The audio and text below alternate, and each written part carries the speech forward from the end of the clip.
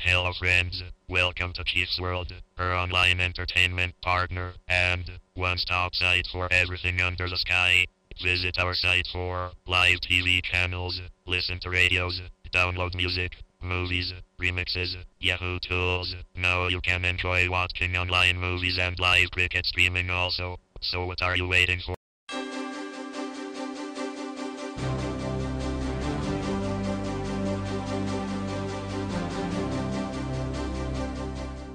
Futures and options on futures trading involve substantial risk and is not a suitable investment for all types of investors. Past results are not necessarily indicative of future results. When I use the word I in this video, it refers to what I teach in my charting course or what I author in my twice daily oral and written updates. Prices shown on charts and quote boards are in real time and take into account all known activity up to this point in time. And if you'd like to read more of this disclaimer, simply hit the pause key on your video player.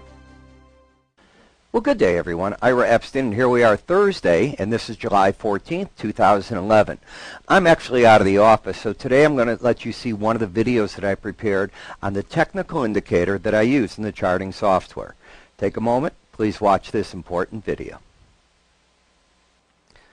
Well, good day, everyone. I'm Ira Epstein, and I want to talk to you about one of the key indicators that I use on charts. It's a filter indicator, but it can also be an indicator that can offer potential support or resistance. Another way of saying if one is short and it's support, potential profit area, or if one is long and you're talking resistance, another potential, profit area. Could be.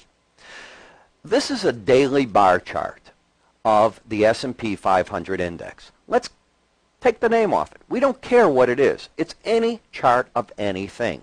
Because it's a daily chart, I want to use a daily moving average. If this were a weekly chart, I'd be using a weekly moving average. What I'm looking for are averages of closes as well, and I'm using simple moving averages when I teach the course, which is raw math. If I go bowling 3 games, I add up the 3 scores, divide by 3, and that's my average. Well, on an 18-day, you take the current price, the last 17 closes, add them up, and then plot them out. Here's the 18-day moving average of closes as of the time that I'm actually doing this recording for you. My theory is this. The 18-day average of closes is one of the most important averages in futures. At least that's what I teach in the Ira Epstein charting course. And when the market is under that number, I'm looking for potential sell signals. When it's over it, I'm looking for potential buys. The word potential means I'm going to other indicators, but the filter is saying don't look to be short above that number and don't look to buy under it. I have found that over the years that saved me good stead. Instead of trying to pick bottoms in the markets, when you're under that average, I'd rather look at rallies as potential sells, and when prices are over it, I'm looking for potential buys. At times it can be right against that average as well. The situation warrants how you work with it.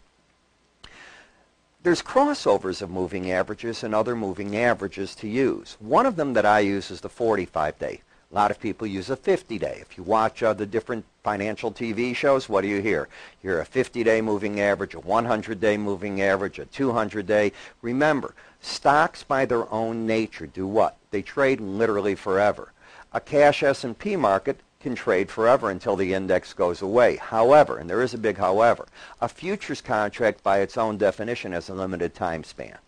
So a December contract for the S&P will expire by the end of December, and that's what I want you to remember. So use slightly different theory when applying it, but I don't know that you have to change the numbers that dramatically. That's what I've discovered, at least the way that I teach. So right now we've got where the two averages are coming together. If the 18-day, the red line gets under the blue in this case, it'd be a crossover. We'll come to that in a minute, and that's right here.